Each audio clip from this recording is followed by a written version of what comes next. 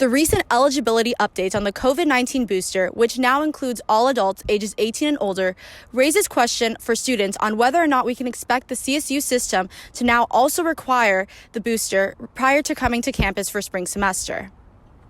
As of November 19th, the CDC director signed off on the expansion of eligibility requirements for those to receive the COVID-19 booster, now recommending all adults ages 18 and older to receive their booster shot. About 32 million adults in the United States have already received the booster prior to this eligibility update. According to a recent survey by the Kaiser Family Foundation, only about 1 in 5 adults say that they would not get their booster shot. However, for many college students, they are looking to get their booster prior to heading back home for the holiday. 13,000 hot dogs being made today. Preparation began at 3 a.m. this morning, from cooking to delivery to right here to your very hands. While the preview event is only here for one night, the CPP Pumpkin Festival runs all October long, from October 1st to the 30th. To find out more information about the Pumpkin Festival, you can visit their Instagram at CPP Pumpkin Festival. For Poly Post, this is Jolie Rodriguez. ASI's Flick and Float is an outdoor event hosted right here on the pool deck of the Brick. Today's movie showing is Disney's Moana.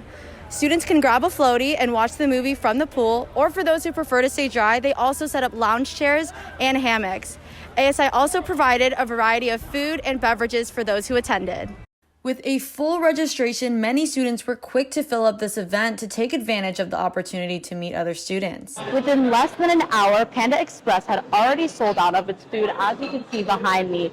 Within the first 13 minutes, 80% of its food had already been distributed to all the students due to the high volume at this lunch hour. Alongside choosing headliners months in advance, ASI's Beat also uses the Bronco Fusion concert as an opportunity platform for student musicians such as fourth-year student Just Accounting.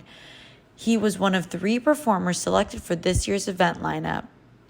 I'm actually a COVID DJ. It was one of the hobbies I picked up during COVID.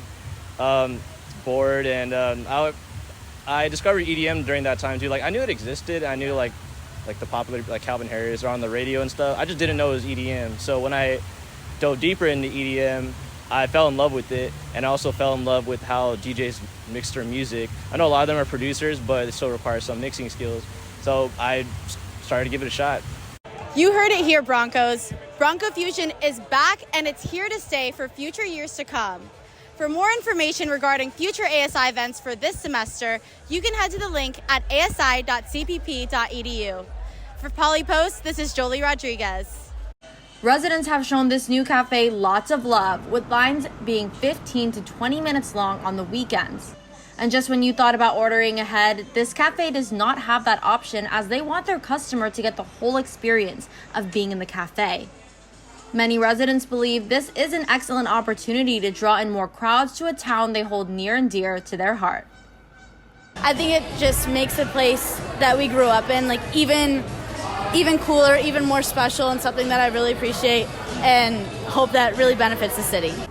The cafe closed earlier this April due to finishing up renovations. However, they reopened back in April 30th, and just today they reopened their partial indoor dining. Tables are still seen socially distanced and capacity is limited. However, there is outdoor dining still available to their customers. If you would like to partake in this reserve experience, their daily hours are 6 a.m. to 11 p.m. From Naperville, I'm Jolie Rodriguez, Cal Poly News.